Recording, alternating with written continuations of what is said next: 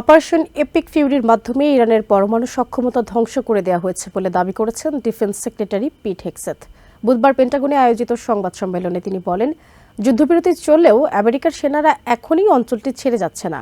এছাড়া অভিযান কতটা নির্ভুলভাবে পরিচালিত হয়েছে সেই পরিসংখ্যান তুলে ধরেন জয়েন্ট চিফস অব স্টাফের চেয়ার জেনারেল ডেনকেন। পেন্টাগনে আয়োজিত সংবাদ সম্মেলনের শুরুতেই অপারেশন এপিক ফিউরিকে একটি বড় ধরনের সামরিক জয় হিসেবে চিহ্নিত করেন ওয়ার সেক্রেটারি পিট হেগসেথ। তিনি জানান, এই অভিযানের মূল লক্ষ্য ছিল ইরানের পরমাণু অস্ত্র তৈরির সক্ষমতা চিরতরে নির্মূল করা। এপিক ফিউরির মাধ্যমে সেই লক্ষ্য অর্জিত হয়েছে বলেও দাবি করেন হেগসেথ। হেগসেথ স্পষ্ট করেন, ইরান নিজেই এই যুদ্ধবিরতির জন্য আবেদন করেছিল। যুদ্ধবিরতির শর্ত অনুযায়ী আগামী 14 দিন কোনো পক্ষই আক্রমণ চালাবে না। তবে তিনি হুঁশিয়ারি দিয়ে বলেন, যদি ইরান এই সময়ের মধ্যে তাদের পরমাণু কর্মসূচি বা কোনো উস্কানিমূলক কাজ বন্ধ না করে, তবে কঠোরতম ব্যবস্থা নিতে দ্বিধা করবে না আমেরিকা।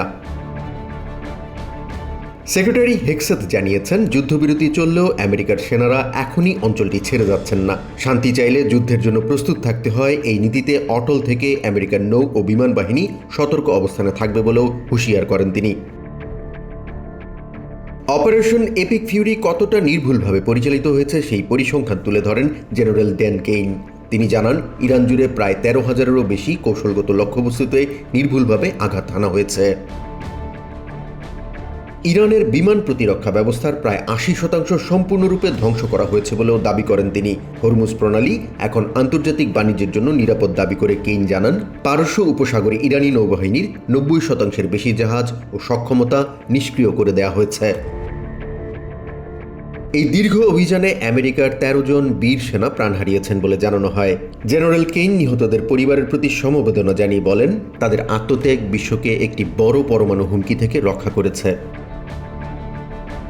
এদিকে প্রেসিডেন্ট ডোনাল্ড ট্রাম্পের যুদ্ধবিরতির সিদ্ধান্তকে সমর্থন জানিয়েছেন ইসরায়েলের প্রধানমন্ত্রী বেঞ্জামিন নেতানিয়াহু। তবে এই যুদ্ধবিরতিকে মোটেও ইতিবাচকভাবে দেখছেন না দেশটির বিরোধী দলীয় নেতা ইয়াইর লাপিদ।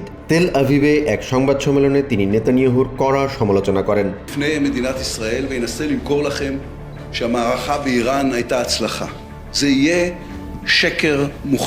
এই পরিস্থিতিকে তিনি একটি নজিরবিহীন কূটনৈতিক বিপর্যয় বলে অভিহিত করেছেন।